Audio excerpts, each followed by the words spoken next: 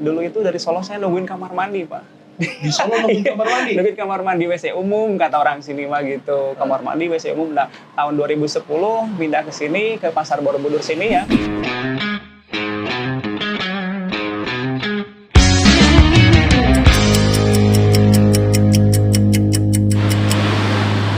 Assalamualaikum warahmatullahi wabarakatuh, sahabat Belas Kaput. Apa kabar nih? Ya kan? Sekarang ketemu lagi nih sama Pak Haji Modcast. Sekarang Pak Haji lagi ada di Hana Frozen.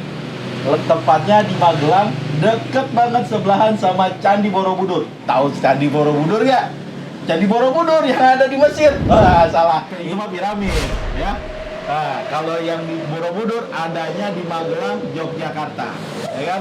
Sekarang kita juga kedatangan tamu spesial. Di sini ada Pak Kris sebagai owner dan president of PT Boles Kaput Indonesia, dan yang paling inspiratif adalah sahabat Boles Kaput, Kang Asep. Iya. Ya. Apa kabar, Kang Asep? Alhamdulillah kabar baik. Iya. Pak Kris. Selamat sore. Selamat sore. Haji. Waduh. Asep, sore. Ya. Sore Pak Kris. Yuk. Oke, di sini kita bikin acaranya podcast biasa. Jadi jangan ada yang kaku, ya kan? Iya, Kita siap. ngobrol, kita santai, kita rileks, kita bercerita dan berbagi tentang pengalaman yang bisa menginspirasi teman-teman semua, yang bisa menginspirasi, lebih tepatnya sahabat Boles Kaput. Ya, karena saya kemarin di belakang ngedengar cerita Pak Asep, wah luar biasa. Ini cerita Pak Asep nih sangat menginspiratif, dan nantinya Pak Kris akan membantu. Maksudnya kenapa? Membantu gimana?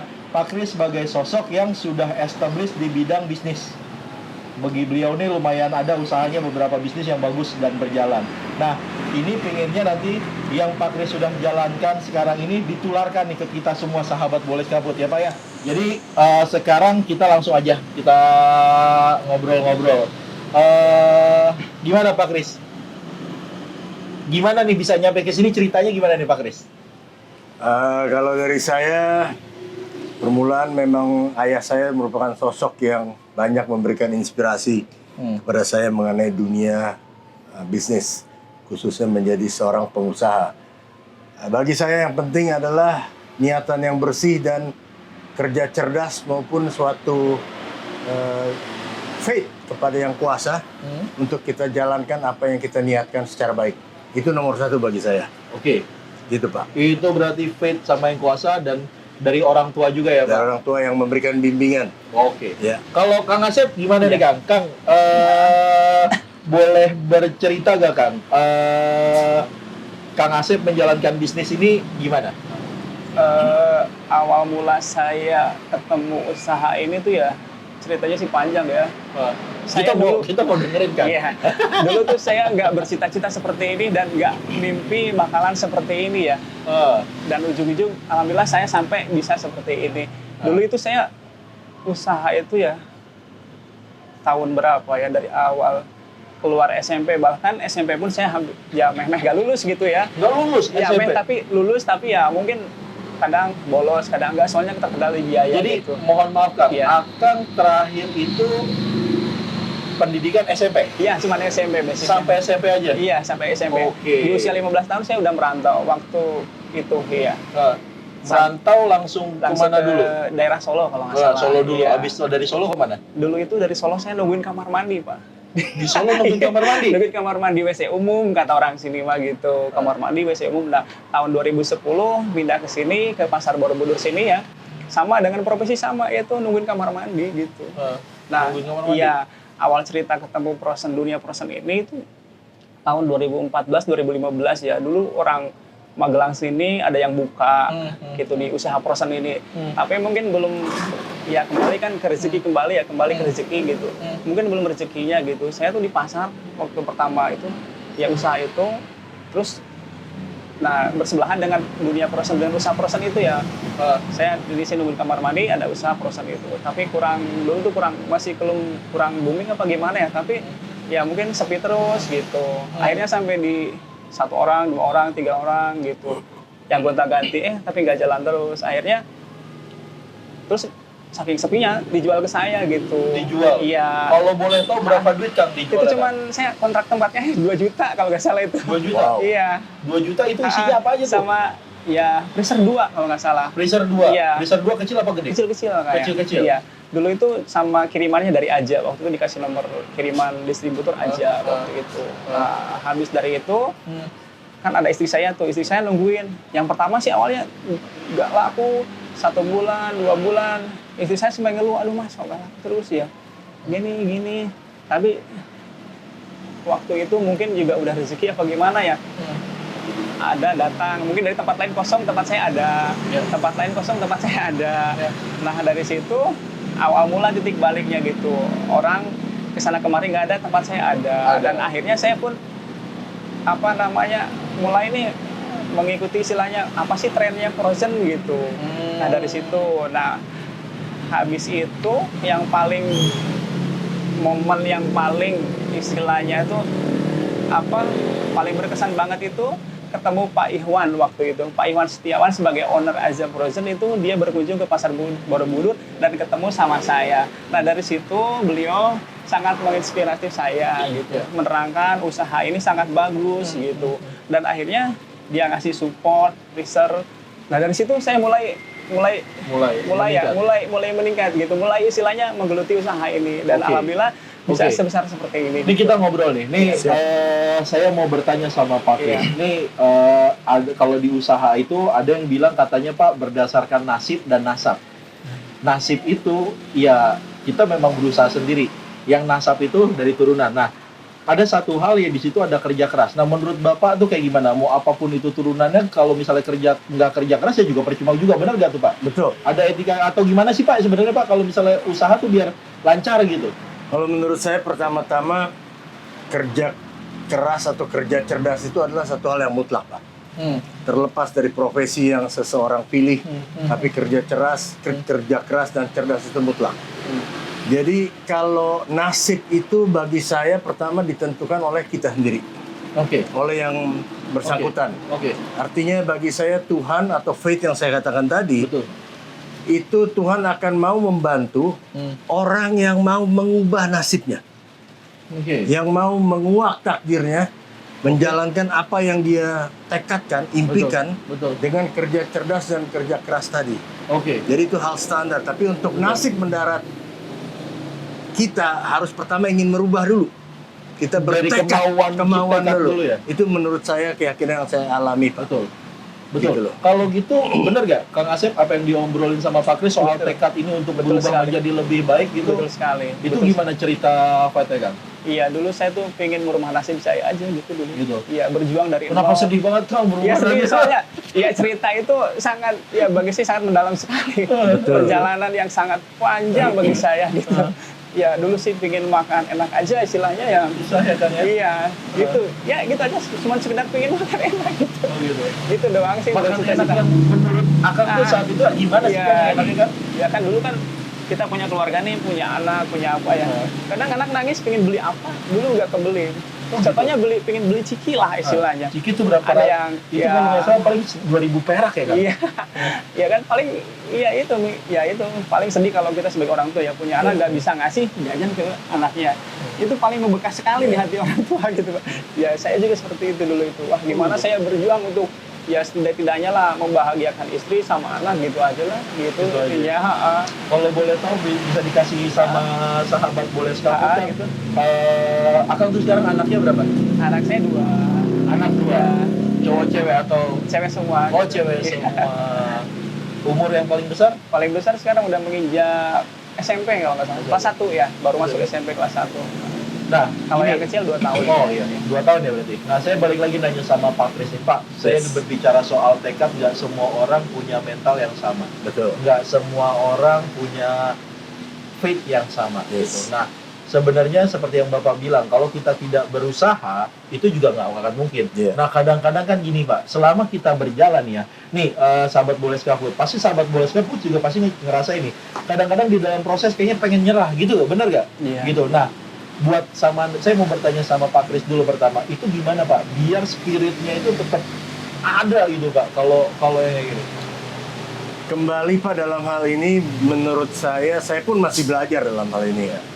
Saya meyakini paling tidak Bapak lebih Iya. berpengalaman jauh di saya belajar dari orang yang lebih pendahulunya ya. Tapi artinya selama hidup saya meyakini selama hidup kita bernafas tuh kita nggak pernah akan berhenti belajar. Oke. Nah kembali kepada pertanyaan Bapak, nggak ada dalam artinya magic formula ABC-nya itu nggak ada. Ada. Ini kembali kepada tekad. Bagaimana kita mau mengubah nasib? Kang Asep ini tadi, saya pun pertama kali mendengar kisahnya, saya pun ada respect yang tinggi terhadap beliau. Betul. Ya kan? Saya melihat satu niatan yang pure, Ya. murni. Ya. Dia ingin mengubah nasib. Ya. Dia ingin membahagiakan keluarga. Itu adalah satu niatan yang buat saya pribadi murni. Oh. Sebagai seorang pria, sebagai orang kepala keluarga, sebagai ayah, sebagai suami. Ya. Dia jalankan tekad itu ada keberanian. Ya. Beranian untuk melangkah. Ya. Ya kan? Jadi untuk yang membakar dalam hal ini kalau saya adalah melihat impian saya dan ya tentu keluarga saya. Saya ingin membahagiakan keluarga. Jadi itu merupakan satu eternal flame atau api yang membara terus. Yang abadi ya. Pak? Abadi yang terus ingin, karena ada tanggung jawab di situ. Betul. Di samping kita ingin mengubah nasib yang lebih baik tentunya. Betul.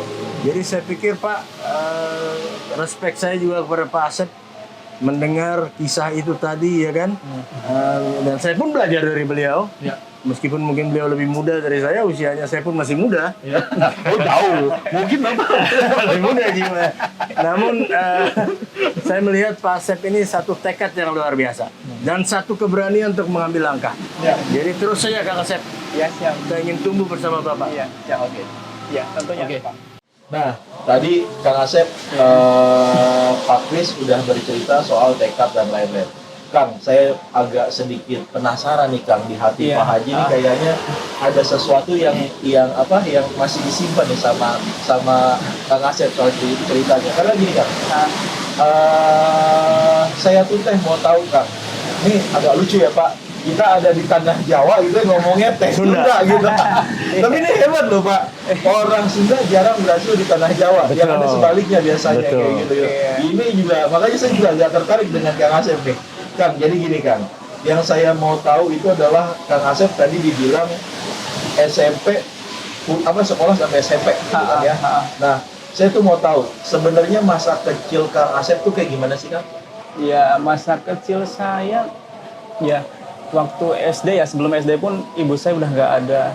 Jadi mungkin dari situ ya, saya udah terbiasa ya. Dalam artian mungkin nyuci baju sendiri. Ibu umur sama Kang? Ibu umur lahir umur berapa? Saya tuh Ibu Meninggal. meninggal tahun berapa? iya sebelum saya sekolah SD kayaknya kalau salah. Sekolah SD. Iya. Berarti kelas 5. Iya 5 ke 6 tahun 5 begini. ke 6 tahun. Iya. Sakit apa Kang itu Kang? Dulu masih saya kecil ya, mungkin saya belum itu nggak menghiraukan dulu itu ibu saya terbaring sakit, saya malah main gitu dulu itu. Oh gitu. Ya mungkin kalau dengar sih ya, cerita sakit paru-paru kata ibu ya, umur di usia 30 tahun kata ibu saya. 30 tahun. Iya. 30 tahun berarti udah. Iya. Kang, maaf lagi saya bertanya agak dalam. Akan masih ingat muka ibu akan sampai sekarang? Saya hampir nggak ingat ya mas. Ingat. Iya, soalnya dulu tuh nggak ada dokumentasi ya, nggak ada dokumentasi dalam artian foto ataupun apa mungkin. Nggak ada Saya ya? nggak tahu ya. Cuman ya saya sekarang kalaupun ya Lebaran apa gimana ya, saya sering berziarah aja gitu. Ziarah haji. Iya, ke makamnya gitu aja. Oke, terus lanjut setelah ibu meninggal masuk SD. Iya, masuk SD gitu. Akan ditinggal sama siapa? Iya, sama orang tua, sama ayah sendiri gitu. Sama ayah sendiri. Tapi dulu ayah juga menikah lagi ya. Tapi ya saya ya maaf ya itu nggak bisa dicerita ya. Iya, gitu aja. Habis itu, nah semenjak SMP saya memutuskan untuk merantau gitu aja. Dengan tekad di itu. SD tuh ada trauma tersendiri gak Kang? Ya sih ada sih, kalau zaman dulu mah zaman bully-bulian gitu. Dibully? Iya, tapi ya nggak apa-apa sih, saya udah biasa gitu dulu. Dibulinya kayak gimana Kang? Ya biasa lah Enggak, kalau maksudnya gini, kenapa kita bercerita kayak itu? Biar sahabat boleh sekaput tahu gitu. Ketika di jalan waktu SD, orang tua nggak ada, dibully, tapi sekarang bisa membuktikan dengan posisi sekarang, nggak semua orang bisa kayak Kang Asep sih, bisa survive gitu. kalau saya sih gini ya, Oh kalau maaf ya untuk hal-hal gitu ya seperti bully seperti apa saya nggak akan cerita.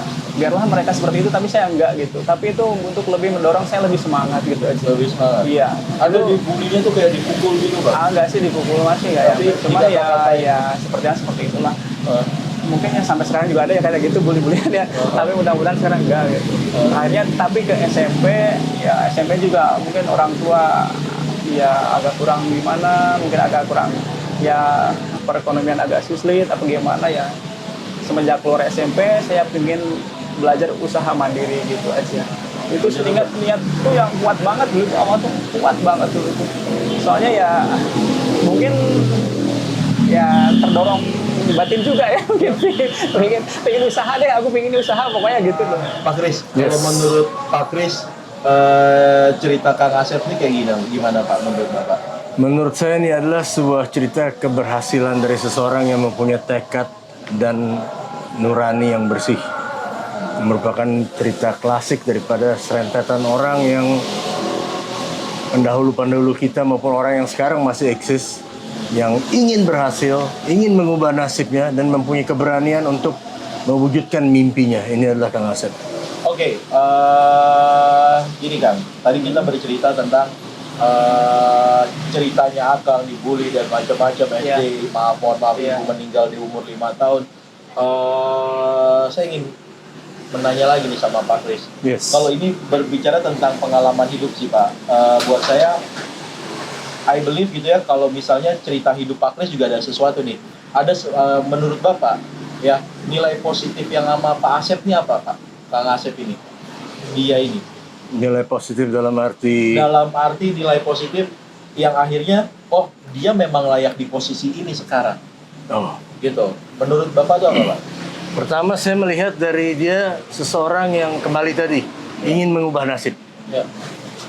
Dan saya meyakini orang yang mau mengubah nasib itu kalau mempunyai diniatkan dengan baik, Ya.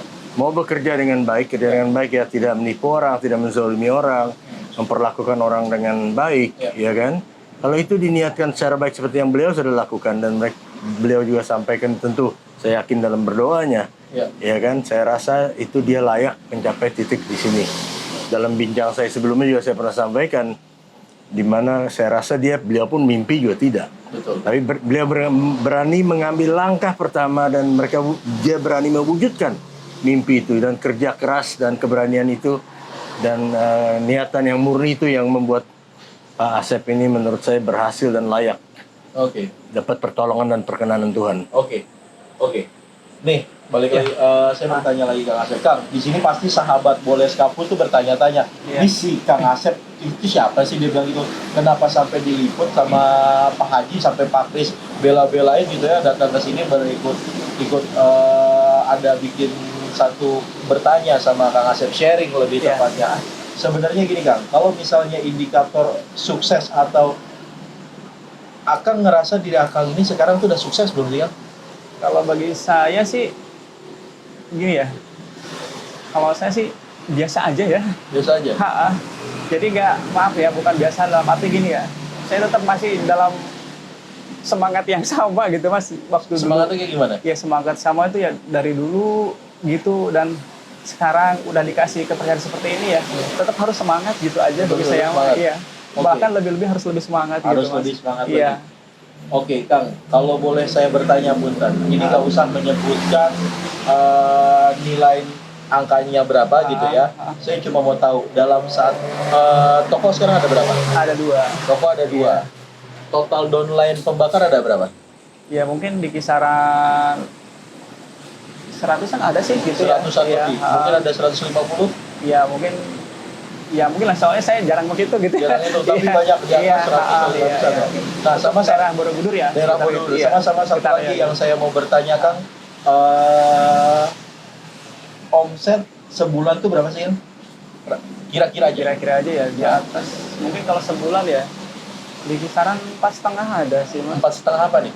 450-an. 450 juta. Tuh, ya buat sahabat Boles Kafut, inilah yang membuat kita terinspirasi di umur yang Akang umurnya berapa benar? Sekarang 40 tahun. Umur 40 tahun dengan berbagai macam cerita latar belakang, mulai dari, mohon maaf ya Kang, Iya. ibunda tercintanya meninggal di umur saat dia balita gitu, masih di umur 5 tahun, waktu sekolah dibully, lulus sekolah itu SMP itu langsung jaga toilet, jaga Iya. kamar mandi gitu ya, yang dimana ya mohon maaf ya Kang, itu soalnya dulu nggak ada kerjaan lain gitu. Nggak ada Makanya kerjaan saya lain. terima itu. saya terima gitu kan Iya. ya, dia jaga ini, itu sekarang sudah di posisi sebulan 450 juta sahabat Boles Kaput. Jadi buat Pak Haji yang banyak muter-muter nih ke tempat-tempat toko frozen food, ini lumayan gitu. Walaupun memang ada yang lebih besar lagi, Iya. ada yang lebih besar lagi, tapi untuk di posisi ini itu lumayan. Nah, satu pertanyaan kembali ke Pak Asep. Saat waktu lagi, ini agak-agak ini sih saya bertanya, istri bisa nikah sama istri gimana? Itu juga luar biasa tuh istri. Itu dulu saya waktu itu orang tua saya menjodohkan gitu. Oh, menjodohkan. Iya. Padahal dulu tuh pacar saya orang sini semua gitu. Oh gitu. Orang Jawa. Oh, Ya. wow. Orang Jawa semua. Oh gitu. Iya. Saya belum pernah pacaran tuh sama orang. Sudah. Iya. Kalau pacar saya orang sini semua. Oh gitu. Iya gitu. Jadi dijodohkan. Iya. Mau langsung. Ya saya kan kembali lagi ya. Mungkin orang tua juga mau nyuruh yang terbaik gitu aja. Betul. Saya manut, oke lah nggak apa-apa, saya itu gitu aja. Mungkin pengenalan 1 bulan 2 bulan, akhirnya ya mungkin ada saling suka. Suka. Ya udah kita nikah, oke, ayo nikah aja. Gitu. Tapi saat menikah itu posisi Akang masih jaga kamar mandi. Masih jaga mandi. Masih jaga kamar mandi. Nah ini juga bagus juga nih ya kan. Pernah bahkan datang ke sini pun saya sama istri saya tuh tidurnya di musola ya dulu tuh. Tiduran di Iya, musola. di musola Pasar Budur ini saya dulu tuh 1 bulan saya. Anak saya 4 tahun tak ajak situ. Soalnya belum punya ada tempat tinggal dulu itu. Itu ya kan Pak Haji kan orangnya jahil ya. Kadang-kadang Pak Haji mau nanya gitu kan. Cuma nggak boleh juga nih ya kan. Bisa dipotong lah nanti ya kan. Itu lagi baru nikah gimana ceritanya kan? Kalau Nikah saya tuh nikah dulu. Nikah. Pertama tahun 2007 saya nikah. Nah saya tuh baru 3 hari di rumah. Saya ajak langsung merantau. Alhamdulillah istri saya mau gitu. Mau langsung. Ya itu langsung pergi ke Solo. Di Solo masih 3 tahun gitu. Nah 2010, 2014, 2010 saya pindah sini. 2014, nah saya ajak istri ke sini. Itu pun di sini saya ya di musola itu. Di musola? Ya di musola kamar mandi itu. Ya 1 bulan. Terus anak saya demam. Akhirnya saya cari kontrakan keluar gitu. Iya. Oh berarti pas ditidurin musola, anak udah lahir? Udah. Udah berapa Ya, tahun? itu udah 4 tahun saya. 2010 punya anak saya gitu. Wow. Iya. Wow. 2007 nikah, 2010 punya anak. Nah, 2010 tuh saya pindah ke sini pas anak pertama saya lahir gitu. Nah, umur 4 tahun anak saya sama istri saya ajak ke sini gitu. Kayak istilahnya saya mau ngajak istri, ya udah daripada di rumah kita juga kayaknya nasi tuh gini-gini amat ya, nggak ada airnya, nggak adanya. Ya udah kita merantau aja yuk bareng-bareng gimana. Dulu emang pernah merantau 3 tahun sama istri saya di Solo, tapi istri saya kadang sering sakit, sering apa, terus pulang gitu. Nah semenjak itu 2014 saya ajak sini lagi gitu, ngikut lagi. Tapi anak saya itu udah umur 4 tahun ya. Tapi alhamdulillah di sini mungkin cuacanya cocok gitu. Cocok ya. Akhirnya kerasan sama istri saya gitu. 2015 buka ini? Iya, 2016 menekuninya lebih seriusnya gitu. Menekuninya lebih serius. Gitu Mas. Pak Kris, Yes. Boles Kaput itu pasti punya satu nilai luhur. Ya, saya juga percaya Boles Kaput di posisi sekarang pun karena juga ada satu nilai luhur yang dipegang. Yes. Niatnya kalau kata Bapak tadi. Pak, Bapak tuh kepada mitra tuh kayak gimana sih Pak treatment Boles Kaput pada mitra kayak model kayak Pak Asep atau mitra-mitra lain yang ada di seluruh Indonesia tuh gimana sih Pak? Oke, saya menganggap mitra itu merupakan mitra kerja dalam arti yang sesungguhnya. Jadi kita ingin mitra itu bertumbuh, ada satu mutual symbiosis yang baik. Betul. Jadi saya menghonor atau memenuhi apa yang kita sepakati. Betul. Saya ingin mitra saya tumbuh bersama Boleska, apapun yang dibutuhkan tentu dalam taraf yang kita sepakati. Ya. intinya adalah kami men-treat mitra, menggandeng mitra untuk kita bisa tumbuh bersama. Itu kuncinya Pak. Itu kuncinya untuk mitra. Nah, pertanyaan saya ini maaf ya, agak challenge-nya di depan kamera nih Pak. Siap. Berasa gak yang diomongin sama Pak Kris? Berasa banget. Berasa Iya. gimana? Ya berasa banget. Berasa banget. Iya. Berasanya bangetnya kayak gimana? Iya, banget banget. Iya. Apa contoh-contoh konkretnya apa yang bisa tumbuh bersama itu? Iya, bisa tumbuh bersama ya. Ya alhamdulillah sih dari Pak Kris, dari Boleska pun, dari tim semua ya, Region Merapi, terutama Region Merapi 2 ya. Terima kasih banget sampai udah mensupport saya sampai sebesar ini gitu. Pokoknya ya Boleska pun emang terbaik deh buat saya ya. Amin. Bapak mungkin ada Pak Kris aja kali ini kalau aja udah. Beneran. Iya, dulu awal saya ketemu itu Boleska pun tuh sama Mas Danang sama Pak Iwan. Oh, Pak Danang ya. Pak Danang betul banget. Dulu itu dan sampai sekarang alhamdulillah Hubungannya dari saudara ya. saudara, makan lebih. Benar-benar Iya, tiga saudara. gitu. Wah, luar biasa. Jadi yang diomongin sama Pak Kris ini bukan omong doang nih sobat Boleska Food nih. Jadi yang disampaikan sama owner atau presiden direktur dari PT Boleska Food ternyata itu sampai ke level kalau boleh dibilang ini layer 2 ya Pak. Setelah Aza baru baru level 2-nya itu langsung dari Pak Asep lah ke pembakar ya. Nah, itu berarti lebih banyak lagi udah kelihatan nih gitu. Berarti janjinya bukan jadi surga doang ya. Iya, Boleska Food tuh ternyata udah sampai ke agen gitu loh. Udah sampai ke agen Iya, gitu ya. supportnya juga ke agen. Supportnya ya? Bagus banget. Bagus banget ya? Iya. Menurut Kang Asep, Iya. kenapa bisa sorry saya ini Kang, sebenarnya jualannya gimana sih Kang? Jualan produk-produk Boleska Food Kang? Gimana sih Mas? Maksudnya gimana? Gini, jualannya gimana? Maksudnya laku, orang pada suka atau apa Oh, gitu? gitu. Ya saya jualan sih seperti biasa aja sih. Ah. Cuman ya mungkin walaupun ada di sini ada karyawan ya, tapi tetap saya mendampingi gitu. Mendampingi. Tapi tetap saya ikut terlibat dalam artian ketemu sama pembeli, sama apa, gitu tetap saya. Nah, saat ketemu sama pembeli itu Mr. Max nawarinnya atau gimana? Atau emang orang tuh tahu-tahu mengambil, tahu enak terus nyobain lagi atau gimana? Ya Gitu. dulu pertama awal Mr. Mac ya kita tetap nawarin dulu ya. Akhirnya sampai 1 kali tawarin, 2 kali kita tawarin, sampai akhirnya mereka mencoba dan alhamdulillah sampai sekarang mereka nerima gitu. Terima terus Iya, dan balik lagi terus dan tidak ada penolakan di sana Iya, berarti tidak ya? ada penolakan dan di sini alhamdulillah diterima dengan baik untuk guru-guru di sini gitu. Kalau yang pembakar itu semuanya berarti pakai Mr. Max? Hampir di sini ya, hampir semua deh. Hampir semua. Iya, Dari total ratusan itu, Iya, hampir ratusan semua, pembakar iya. itu hampir semua pakai bolet ini. Iya. Pernah nanya gak sih kenapa mereka itu pakai produknya Boleska Food atau Mr. Max lah kalau di sini? Mr. Mac kalau dibakar bagus kan emang. Bakar Kembang bagus, ya. Terus apa? Ya, supportnya juga sampai ke pembakar juga. Support gitu. itu tuh Pak, berarti Iya, betul. benar tuh Banget. yang bilang, Kemarin supportnya sama apa pembakar. pembakar saya ada yang dapat kompor, ada yang dapat apa, supportnya banyak sekali gitu, Mas. Banyak sekali ya? Dan terutama bukan masalah support aja ya, tapi produknya juga emang bagus gitu, Mas. Kembali lagi kan produknya bagus. Pak, emang beneran Pak, resepnya tuh emang sebagus itu Pak, kalau si Mr. Max atau produk-produk Boleska Food ini Pak? Iya, karena memang kita sebagai Boleska Food kita berkomitmen untuk memproduksi barang-barang makanan yang berkualitas. Jadi kita nggak pingin barang-barang yang quote-unquote mungkin asal buat, asal jadi, asal laku. Jadi kita memang ada certain level yang kita harus penuhi. Di bawah itu nggak bisa. Maka mungkin terkadang harga kita lebih sedikit kurang kompetitif, tapi ya terima kasih karena banyak orang juga yang menyadari akan hal itu. Pak Kris, Yes. jadi kita sudah bercerita tadi, Kang Asep bercerita tentang gimana Boleska Food bisa mensupport dan dan berbagai macam hal lah yang dia bilang itu mensupport banget gitu.